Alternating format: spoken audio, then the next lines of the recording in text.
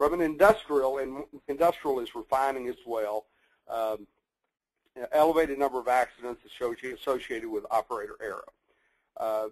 Here, no matter if it's a refinery or an industrial park, you have multiple operators that are running cranes, and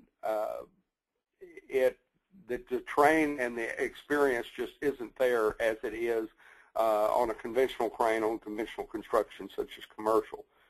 You have people that are working odd hours, not as much supervision, so they start to get lax, and you start to run into problems there. They're just trying to get around it. Not that they want to do anything wrong, but production is a big key to them, and so they will try to take a shortcut. Highway, road, and bridge. Almost 50% of the accidents occurred with no load on the hook.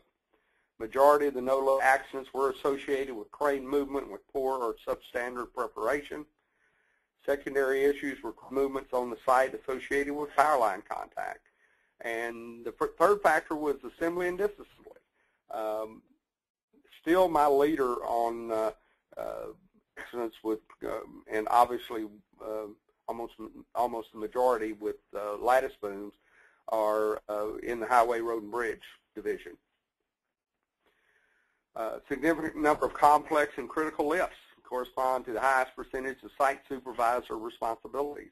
On a lot of the projects, you'll have multiple crews working. You'll have one site supervisor trying to prepare the site, make sure that they have compacted material or they have a level site.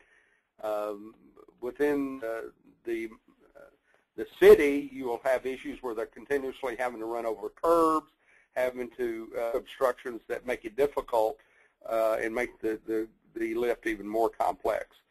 And we have the highest number of accidents with the boom striking stationary and collapsing, because once again, you are working in a very tight field, and even the slightest move is difficult.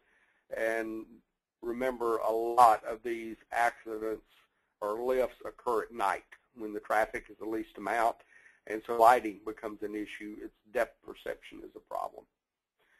Residential is just lack of lift planning experience.